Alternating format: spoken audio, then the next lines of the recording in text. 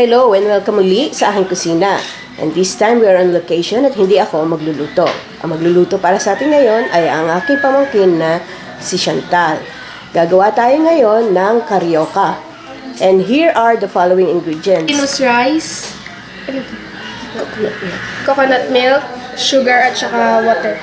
So gagamit din tayo ng steak at oil for frying. So ang lahat ng ingredients at exact measurements, makikita nyo ang link sa description box. Paki-check na lang. Ang ating first step, Ihahalo ang coconut milk sa glutinous rice. Konti-konti lang para tansyahan. Yes. So make sure na malinis ang kamay nyo. Tapos, hahaluin. More. So unti-unti ang paglagay ng coconut milk.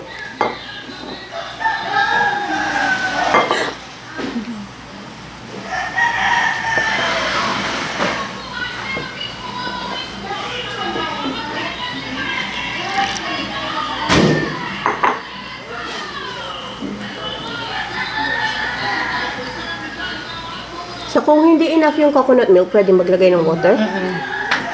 Yes. lang siya na masa lang. So, ang hinahanap natin consistency dito ay yung parang dough o yung parang galapong, yung ginagamit natin sa palitaw at yung sa butchi. So, continue lang natin yung pag-mix and then balikan natin pagtapos. So, ayan, nakuha na natin yung tamang consistency. So, ang gagawin natin, kuwalan tayo ng maliit na portion at bilugin natin. So, iro-roll lang natin in between the palm. Ayan. Para lang din tayong gumawa ng butchi. So, ilagay lang natin ito sa plate and then continue natin hanggang matapos natin lahat ito. Pag nabilog na natin lahat, ang ating next step ay i-deep fry. Magpainit na tayo ng oil dito sa isang pan. Sige. So, make sure na mahina lang yung apoy natin. Pag mainit na. Hindi siya mainit.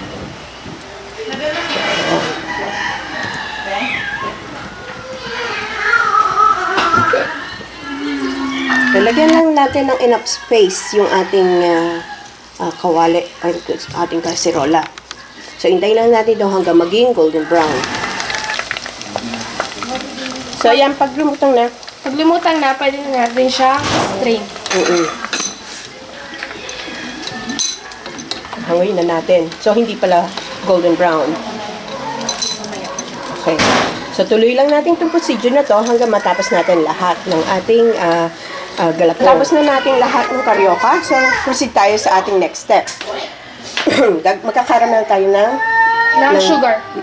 Lagyan na natin water at sugar. Tunin mo lang hanggang sa ano. Hintayin lang natin to hanggang mag-caramelize. Yes, haluin.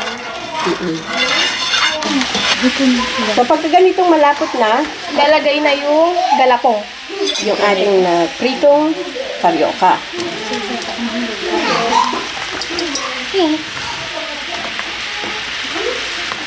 So, para ma-cover lang ng caramelized sugar.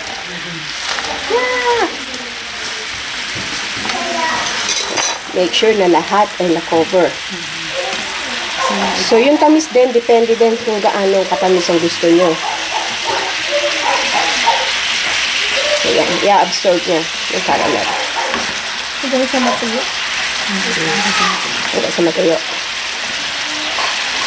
Magba-brown ba yan? Pag nag-brown na siya. Kasi hindi masyadong brown yung sugar na ginamit natin.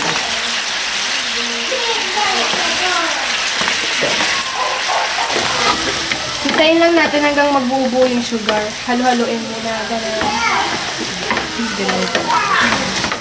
Ayan, pwede na. Pwede na natin tuhugin ang carioca. So, yan. Tusukin na natin. Stick. Parang fishball, di ba? So, yan. Depende din kung gaano karami ang gusto nyo. 2, 3, or 4. So, yan. Yan. So, continue lang natin to hanggang matapos natin lahat. So, eto na ang ating carioca. So, mas maganda kung brown sugar ang gagamitin nyo para mapula siya. So, sana magustuhan nyo itong recipe na ito and share it with your friends. Hanggang sa susunod kong video, magkita-kita ulit tayo. Salamat! Bye!